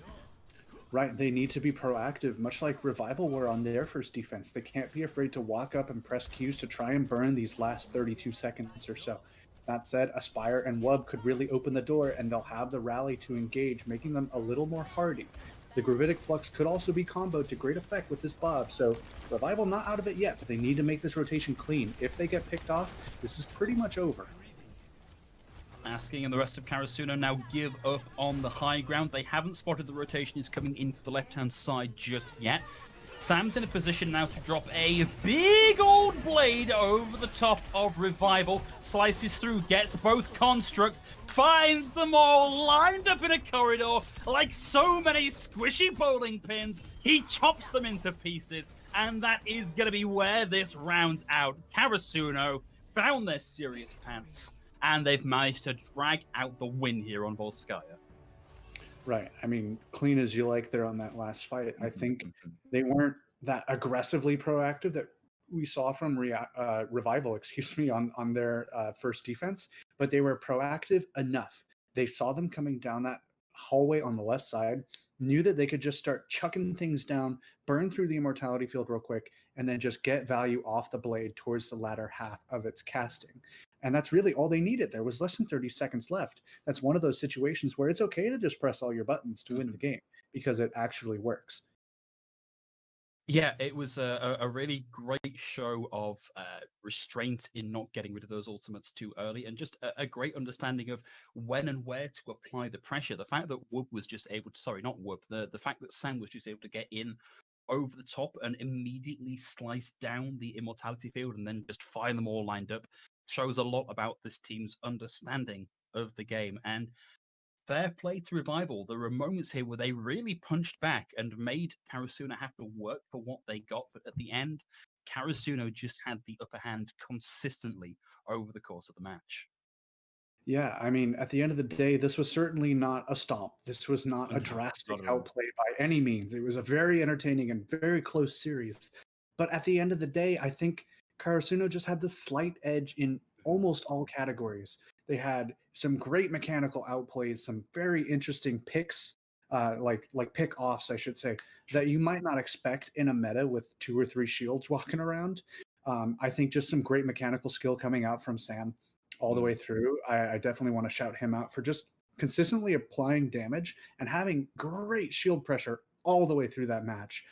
The tanks as well, getting great value out of their ultimates, and most importantly, staying alive. You did not see a lot of early tank pickoffs coming out from Karasuno. They played smart. And at the end of the day, it might not be the most exciting or flashy thing, but smart Overwatch will win you games. And Karasuno are playing very intelligently right now, which is exactly what they need when they start getting into some contenders matches. And it's also a really good showing here for Fincy, who, previously was an Overwatch League player. And we don't see everybody that leaves the Overwatch League find their way to success in the lower ladders. A lot of people either just try and transition to streaming, or they find that they no longer have the desire to try and grind out the tier 2 scene. But for Fincy, this could be the start of a really big redemption arc, because he's showing himself to be a force to be reckoned with on the Sigma. And you've got to assume anybody scouting down into tier 2, and particularly over the next season of Contenders, is going to be looking at Fincy as a potential pickup, because tank is a role that is almost always in demand. Certainly, yeah, and I mean, it could be one of those. It's frequently a role, especially off tank, that is very demanding. You need to be proficient on a wide range of heroes to really be a good off tank. And while we obviously see tons of Finzy on Sigma, because that's just kind of the flavor of the week right now, his Wrecking Ball is nothing to laugh at, and he came up in the very, very old days playing Diva. So we know at the very least he has those 3 key heroes that he is very, very proficient on. And if the meta will continue to favor those 3 heroes in the next 6 months, a year, year and a half, Fincy is certainly up there in consideration for one of the better off tanks in the West right now. So, right, I mean, Karasuno have some great pieces on hand. They need to just make sure that they can keep that refined and play well under pressure if they want to hold up against the big boys. They do. Of course, it doesn't end here for Karasuno. They will be moving up into Contenders, where, of course, the big boys are currently playing. It suddenly gets a lot trickier to manage, because obviously the level of play at Contenders should theoretically be that bit higher than Open Division and Trials. So we're going to be looking to see if Karasuno can keep up this level of pressure as they move into the next round of play. I'm certainly going to be watching this with bated breath to see how they manage it. Right. I mean, they've consistently been a team that's kind of bounced back and forth between those tiers of play, between Contenders and Contenders Trials. But this could be, as their product is refined, this could be the beginning of something where they start to hold on to that spot a little more consistently, where they start to climb a little bit higher as they reach Contenders, approaching those quarterfinals, semifinals style spots, or even pulling off some upsets and making it all the way to the end of the bracket. Depending on how the format of the bracket looks next month, I suppose there may or may not be some iterations coming. We frankly have no clue. But Karasuno could make a case. We've been told that there may be some changes coming in August. We don't know quite what those look like. But guys, I do believe that's all we've got time for in Contenders Trials here today. It's been a interesting day in NA Contenders Trials. Certainly not the end to the season that we've been looking for, but I think in terms of games to round out the season here in August, I think it's been genuinely quite an entertaining set of games, even if it hasn't gone the way that Revival maybe would have liked. Yeah, I mean, throughout the week, I think we got some very close games. Lots of map 5s, lots of close 3-1 scores. I mean, I don't think that Contenders and Trials have ever been so close together. No. And that always makes for some very interesting standings at the end of the day when all the dust has settled. So keep tuning in. I'm sure you're going to see lots more of that in Contenders and lots more next month when Trials gets back underway. That's right. But that's going to be the end of our Contenders Trials NA coverage for this month. Expect us to be back ready for NA next month when that rolls around. But from myself and Thibble, and of course all the wonderful folks here behind the scenes, keeping all the tech rolling and keeping all the organization organized, that is going to be a goodbye and good night. And we hope to catch you at the next Elo Hell broadcast. Good night and take care, everybody. Bye all.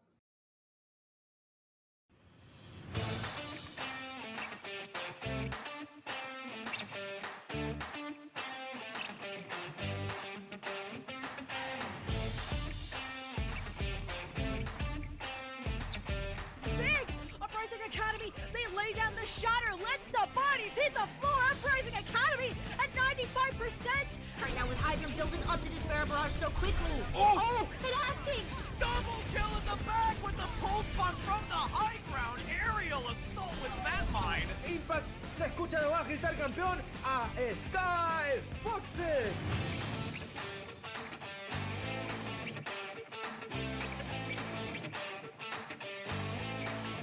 Holy cow.